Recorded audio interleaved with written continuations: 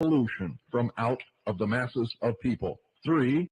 Not sure about that, but Jordan Maxwell had may God rest his soul, had a lot of interesting things to say. That's his perspective.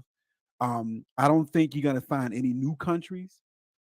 If you believe in, if you are a futurist when it comes to Bible prophecy, I think from a futurist perspective, America could be Babylon. Again, I'm not a futurist. I have a historical view of Bible prophecy, not a futuristic view.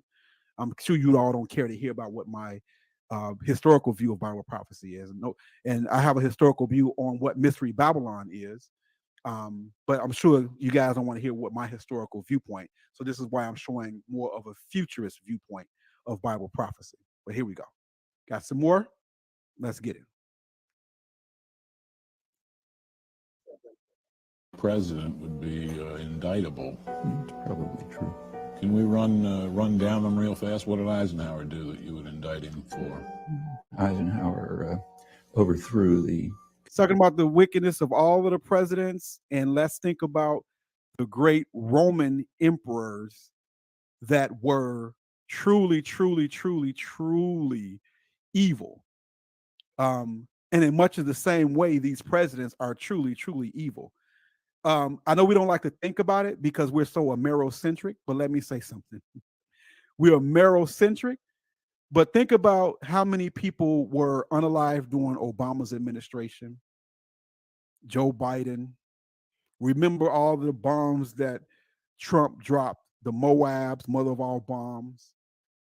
If you really look at Roman leaders like Alexander the Greek, Domitian, who else?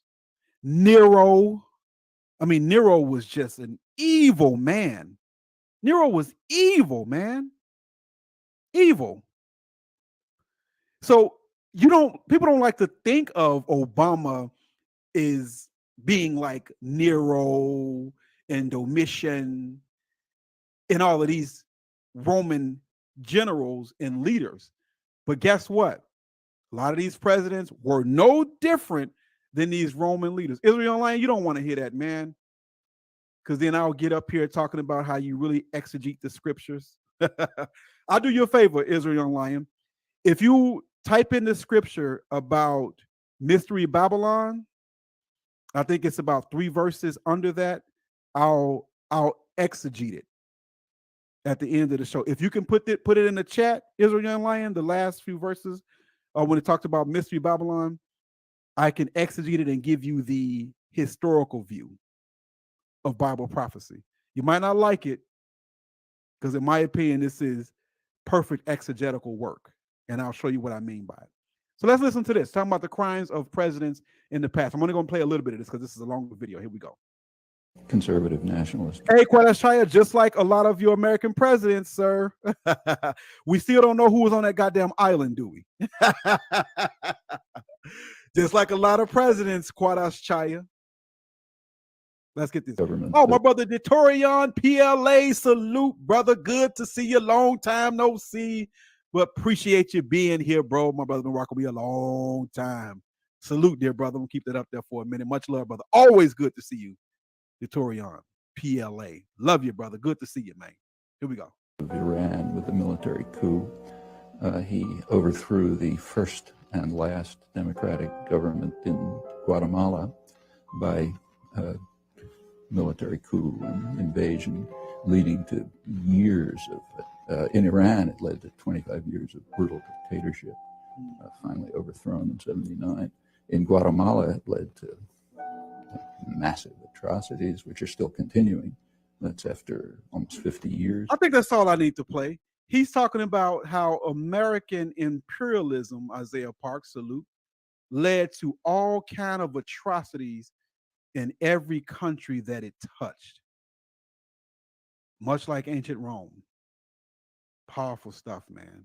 Powerful stuff. Let's keep it moving. Here we go. Celebrities. Each year when the Oscars rolls around, we got about 30 to 40 million people that tune in to watch their favorite films being honored for Best Picture, Craftsman, Artistry. So this goes what Ben Foster was saying, and Happy Latina agrees with, that Babylon could be a mentality, an ideology, a mindset. Is America spiritual Babylon? Well, let's talk about it. Here we go. We call it the Oscars, and people are obsessed with it. Hollywood Babylon. Can you dig it? Let's get it. And when you get this little golden statue, you become a star. What's interesting about this is in the Egyptian culture, they also had a little statue that represented the god Ptah. Did you all know this, that the Oscar symbol is like the Babylonian god Ptah? 1 in the chat if you knew it already, 2 in the chat if you didn't. Because before I saw this video, I didn't know this. Didn't know it. Spiritual Babylon, they say. Let's get it. And look at all these smart brothers in here. A lot of people putting, yep, Sleepy Montana and Dre Mills. You brothers are super intelligent. Damn, you guys are smart. Here we go. Egyptian. And let me say this. You guys are way smarter than me, because I didn't know this until now. King died, it was believed that his spirit went into the belt of Orion, and he then became a star. Very interesting that we still follow after Egyptian gods. There's a lot of these different award shows that pop up throughout the year. There's the Grammys, the Emmys. They honor different aspects of the entertainment industry, but they were all one in the same. Now listen to what Jon Stewart and Stephen Colbert call this little image that they give to each other. Thank you very much. It's a pleasure to be here tonight. Good evening, godless sodomites.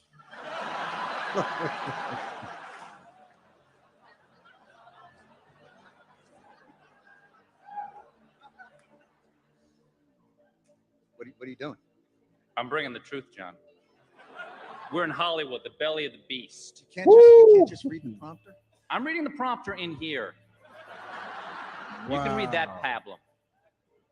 Award show banter is not pablum. Reality television celebrates the human condition.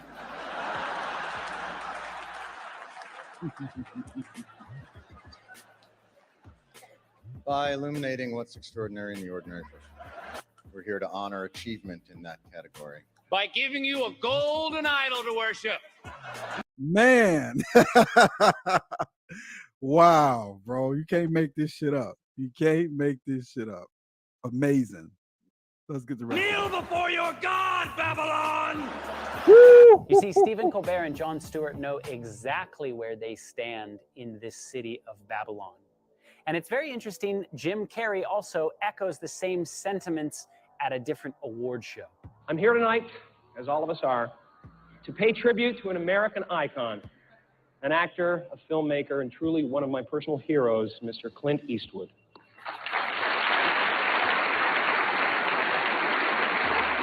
Humble legend, you right on point. He says truth presented as comedy. Hit that like button if you like the show. Here we go. I'm also here because the AFI is paying me $20 million and $3, making me the highest paid megalomaniacal boy king in all of Babylon. When Kathy Griffith. Man. You all believe it? Are they putting this in plain sight like my brother said? My goodness, man. America, is it spiritual Babylon? You be the judge. David with a Y says it's right in your face. Appreciate the super chat, sir. Exactly. Right in your face. Hidden in plain sight. Man, we are over 2 hours, man. I got a lot more clips. So should we continue or save this for part 2 and wrap it up? Let me know. Put continue if we should continue. And if you say, Ram, you need to get off this damn screen, just say discontinue or go or something like that. Play this last clip and y'all let me know if y'all want to keep going. Because we're 2 hours in. I'm sure there's other stuff y'all want to watch on YouTube. But we're already 2 hours in. It's, it's a 1 hour show, but you never really make 1 hour. So it ends up being a 2 hour show. Let me know if you guys are ready to go. I don't want to bore you. Here we go. to ever live. Number 5 is Nero. Nero is True Anime says part 2. Let me see what else you guys are saying. I need some people saying continue. Let me know. Let me know. Here we go. often known as the Madman of Rome. It was hands down the most notorious Roman of all time.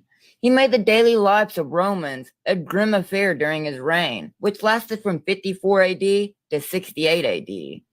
During his rule, 2/3 of Rome was burnt down, which led to a massive loss of life and property. And even though he could not have stopped the Blitz, he didn't even try to put out the fire. Instead, he saw Rome burn to the ground from his palace, singing through the entire catastrophe. Things get even uglier when the evidence points to Nero being the one who started the fire in the first place, because the Roman Senate had refused to give him land to build a new palace. And you can guess what the first thing he done after the fire was out. Yeah, that's right. He built himself a new palace. Evil as hell. Yeah, Autobot Jasmine, Caligula. But don't forget, all your American presidents, just think about this for a minute. Think about the deaths that the American presidents have caused. They're not too different from Rome. Not too different from Rome. Just think about that for a minute. It's everywhere. And every president has done it. We're not going to point fingers at just one or two. It took a lot of balls to drop a bomb on Hiroshima and Nagasaki, man. A lot. Rain, fire. Nero pretty much burned Rome. And who was president during Hiroshima and Nagasaki World War II? Who was president then? I can't remember the name for some reason. The name slips my mind. But rain, fire from the sky, right? I'm going to say it again. The president during World War II rained fire from the sky. Think about it. Here we go. On the recently vacated space. Number 4 is Commodus. Most of us are familiar with this emperor turned wannabe gladiator from the famous movie Gladiator, in which Emperor Lucius Aurelius Commodus was played by the gifted actor Joaquin Phoenix. Breaking the trend of accession to the throne based on merit, Commodus took the throne as a right by birth. His father, Marcus Aurelius, was considered one of the greatest Romans to have ever ascended the throne, and Commodus, quite understandably, could not live up to his standards. But his failure as an emperor was so epic that it undid most of the good that Marcus Aurelius had toiled to achieve during his reign. A cruel, power-hungry egomaniac, he saw himself as number 1 in the world. He styled himself on Hercules and fancied himself as a gladiator, often neglecting his political duties and entering. Can I tell you all something that you may or may not know? Almost a secret about Rome, Christianity, and America. Appreciate you, David, with a Y. Much love, brother. Can I tell you all something real quick about Christianity, Rome, and America? Are people saying FDR or was it Truman? Okay, I think was it Truman or Roosevelt? I think it was Harry Truman. Or was it Roosevelt? That's a good one, man. I'm not sure. I see we have different thoughts in here. I'm not even sure myself. Let me say something real quick, just to show some parallels between America and Rome and Christianity. Now, again, let me know if you all knew this, right? But before JC, Jesus Christ, during the time of Jesus Christ, and after the time of Jesus Christ, or if you want to say Yahweh Shai, Yeshua HaMashiach, in Rome, speaking specifically of Romulus and others, when they had when they had leaders of Rome, it was often told that these leaders of Rome, that their birth was from a virgin and their fathers was one of the gods. If I'm not mistaken, I believe Romulus was said to be the son of Mercury, the Roman god or Greek god Mercury, and that his mother was a virgin. Romulus before your Jesus or your Yahushua. Just something to think about. Just something to think about. Crypto in Focus is in the building. And Brother Crypto in Focus, since you're here, I am working on a live stream in a couple of weeks on this channel, and we're going to talk about some crypto stuff. And I want to bring you up here, dear sir. So get ready for that. You don't have to do anything. Just show up. I got the show planned out and everything, but I will have you on as a guest, Brother Crypto in Focus, when we focus on crypto coming very soon. I'm going to try to get Solo over here as well. DB says, encore, this is getting good. Appreciate that, dear brother. A few people said, Ram, get the F off the screen. All right, so let me finish the rest of this. Since you guys said you want some more, I'll finish this up. There's America, Babylon, and Greece. I got more clips to show. Let's go. Here it is, and we'll talk about it.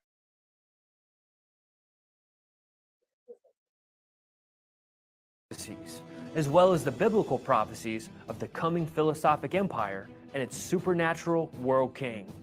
It isn't by chance that the United States is heralding world peace and globalization, posing as the world superpower, forcing the spreading of democracy, the very political vision of the ancient mystic philosophers. There truly isn't a more fitting location or nation for this empire to be, and for the world king to rise from. So could it be that Washington, D.C. is the great whore of Babylon who sits on many waters? Revelation 17 says the whore is a city, and the many waters that she sits on are peoples and multitudes and nations and tongues. So I challenge you to show me one nation on earth that is made up of such multitudes of people, nations, and tongues. Interesting. Again, this is a futurist viewpoint on Babylon. You be the judge. Again, I hold a historical view of biblical prophecy, and I'm not a futurist. But we got more to go. America, Rome, Greece, and Babylon. Here we go. Here's another one.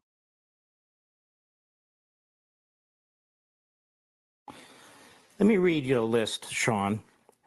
Invasion of foreigners, severe economic troubles, division of the empire, empire stretched too thin, government corruption and political instability, loss of traditional values, weakening of the legions, the military.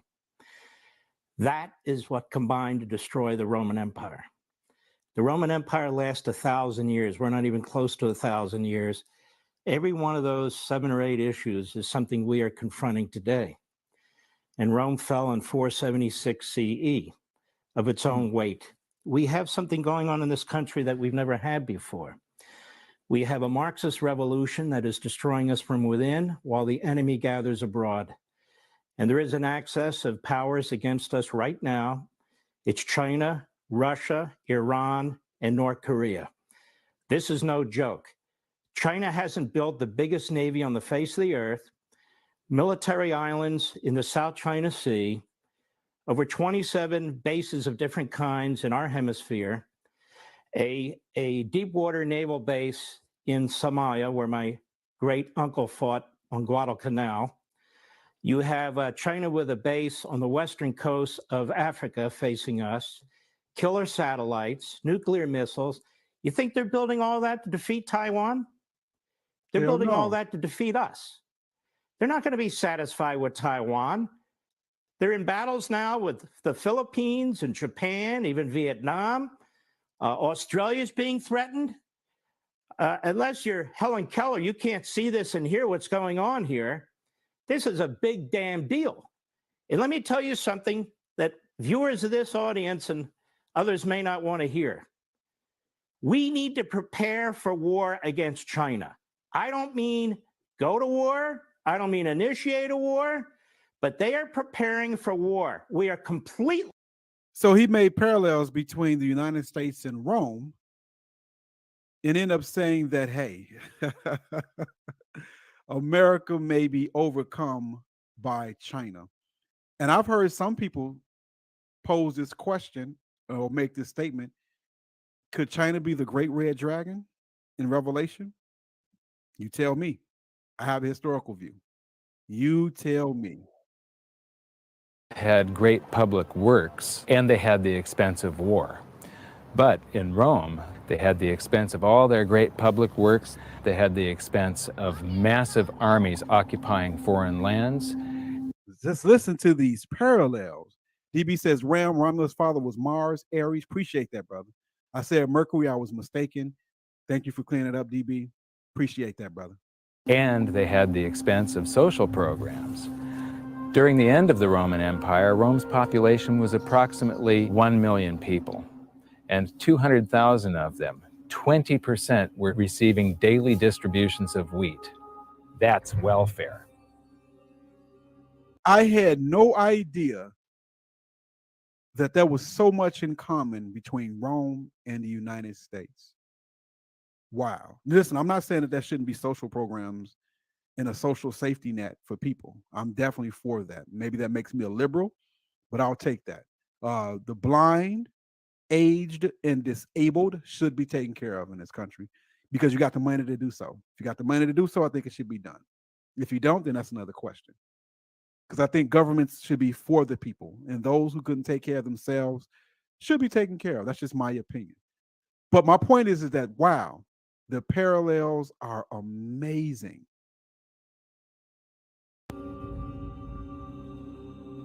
As their empire decayed, Roman leaders employed a tactic called bread and circus to keep the public distracted and placated. Bread and circus, I think a few brothers in here mentioned that. And isn't America the propaganda? A lot of brothers have been using that word today. Isn't it all bread and circus? My goodness. Let's keep it going. The bread refers to the free grain, also known as the dole, and circus translates to the games that would be held here in the Colosseum with free food, wine, and rather violent entertainment. I find it absolutely fascinating to try to imagine what was happening here nearly 2,000 years ago. These seats would have been filled with people eating and drinking, many would be yelling for their favorite gladiator, and a good portion of the audience would have been mindlessly drunk. The emperors and elite watching from up on high? What a scene! So the Colosseum is a great example of both the huge expense of Roman public works and the endless deficit spending they carried out to pay for supposedly free stuff. But is there such a thing as a free lunch? Breads and circuses give away oil, give away grains, and give away wine, and people would love you. They conquered Egypt. By golly, that was a lot of grain you could give away. But what it did was destroy the economy. And when you put in the taxation to pay for it all, what it did was destroy the small farmer. And so the wealth creation that would enable you to do these things went by the boards. And so it became a vicious cycle. My